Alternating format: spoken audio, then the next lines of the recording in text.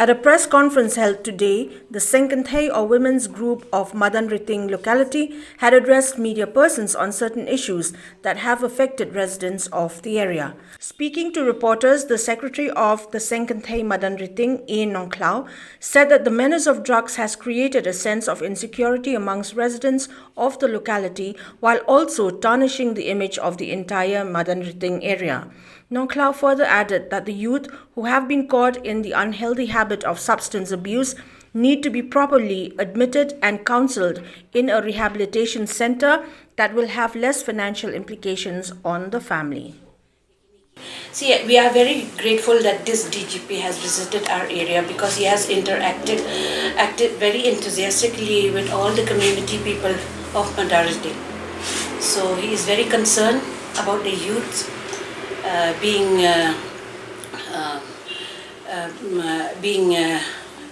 so much indulged in this substance abuse, and he want to find some kind of a remedy so that most of our youths will be safe, because they belong to the future generation of our state and the country as a whole. See, we have also conducted many drug awareness program to educate the school children and the youth on the dangers of drugs and how to cope with this situation. That we have been doing it in our locality.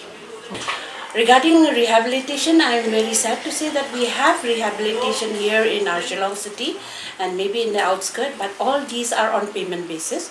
So, but the drug users are comprising of different kind of youths, poor, rich. So the rich children can be treated, can be rehabilitated, no matter how expensive it is. But what we are concerned is about the common youths who are indulging in this kind of substance abuse. For them, it will be very difficult to go for any treatment. Or rather, we have some NGOs who have reached out to our community also for doing this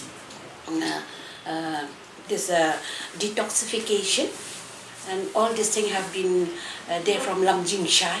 They have been reaching our locality with all these.